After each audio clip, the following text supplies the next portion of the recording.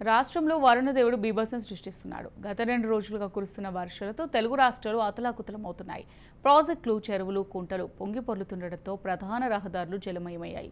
చిల్లకల్లు, నందిగామ వద్ద జాతీయ రహదారి 65 పై వరద నీరు పొంగి పొర్లుతుంది. సూర్యాపేట నుంచి ఖమ్మం వెళ్లే మార్గంలో నాయకనిగూడెం వద్ద పాలేరు ఉధృతంగా ప్రవహిస్తోంది. ఇక సూర్యాపేట జిల్లా రామపురం ఎక్స్ రోడ్ వద్ద వంతెన కుప్పకూలింది.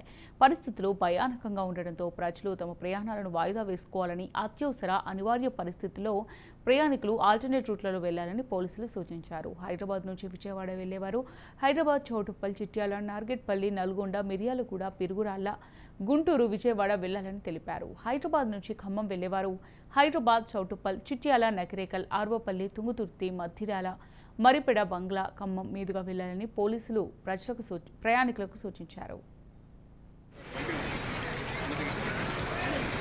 ఎడిపోతున్నారు